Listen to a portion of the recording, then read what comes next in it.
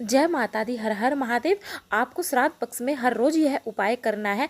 आपको क्या करना है, आपको प्लास की पत्तल बाजार से लेकर आ जानी है। थोड़े से फिर चावल बनाना, उस पातल में आप चावल बनाकर रखना, थोड़ी सी उसमें दही डालना, थोड़ा सा उसमें गुड़ डालना, कौवों को लिए आपको इसे रख देना है। कहते हैं काक बलि। अगर कोई आपके पूर्वों में कोई आत्महत्या करके भी अगर कोई मर गया होगा, उस बच्चे का कल्याण हो जाएगा। कहते हैं काक बलि। प्लास की पत्तल, अगर आपको प्लास के पत्ते मिल जाते हैं कहीं से तो आप उसका भी इस्तेमाल कर सकते हैं। श्राद्ध पक्ष में आप पीपल का एक पत्ता लें, उस पीपल के पत्ते पर आप थोड़ा सा चावल रखें। पूर्णिमा की रात्रि को अपने हाथ में लेकर, आंखों से लगाकर, अपने शरीर से लगाकर, शरीर से स्वयं उसे उतार कर अपने दरवाजे के पास रख दीजिए। पूर्णिमा की रात्रि को पूर्ण होने तक अगले दिन उसे सूंघ कर बहते हुए पानी में डाल दीजिए। भी बड़े रोग से आप ग्रसित क्यों ना हो, पीपल का एक पत्ता 52,000 ब्राह्मण की साक्षी करवाता है। पीपल के वृक्ष में स्वयं नारायण का वास है। पितर पक्ष में मान लो आप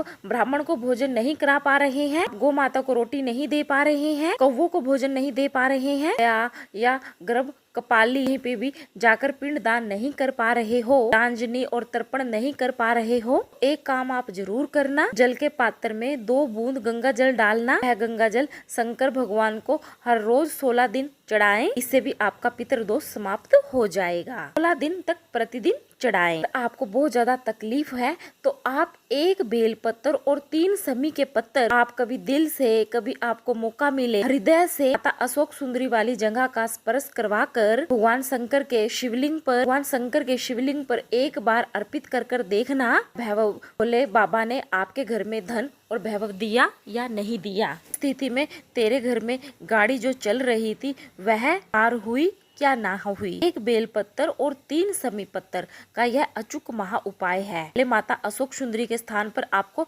वहां अर्पित नहीं करना है, सिर्फ छुआना है और वहां पर छुआकर फिर आपको शिव शंकर पर अपनी कामना करते हुए अर्पित कर देना है। श्राद्ध पक्ष के अंदर चुटकी भर आटा की दोनों चौखट पर डाला जाता है। किसी के यहाँ पर आटे से रंगोली बनाई जाती है, पितर के भाव से डाला जाता है। बेटा या बेटी का मंगल विवाह नहीं हो रहा, किसी भी शुभ कार्य की सूचना नहीं आ रही हो, बहुत दिनों से फाइल कोई लगी हुई है, अटकी हुई है, वह आपका काम नहीं हो रहा, तो ये 16 दिन श्राद्ध के हैं। दरवाजे के बाहर आकर एक चुटकी आटा लाकर थोड़ा सा इस ओर, थोड़ा सा इस ओर चुटकी भरी आटा डालना है। 16 दिन श्राद्ध के जब पूर्ण हो, अमावस्या आए, किसी जलाशय, सरोवर, तालाब, बावड़ी के पास में थोड़ा सा आटा अर्पित करें और वहां पर फिर आपको एक आटे का ही दीपक प्रज्वलित करना है अपने पितरों के समक्ष। बहुत ज्यादा मुश्किलों में जब व्यक्ति पड़ जाता है, ज्यादा मुश्किलों में जब व्यक्ति चला जाता है, कुछ समस्या में जब व्यक्ति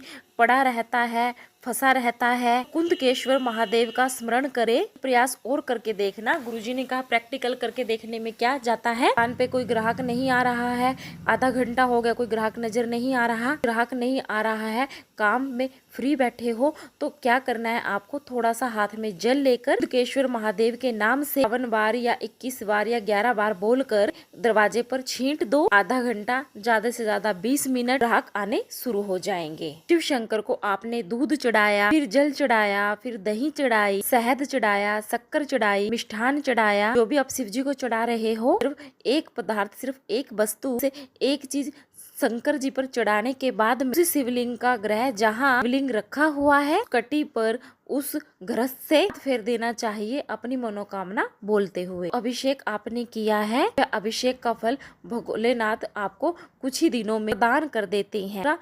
घी की उंगली फेर देने से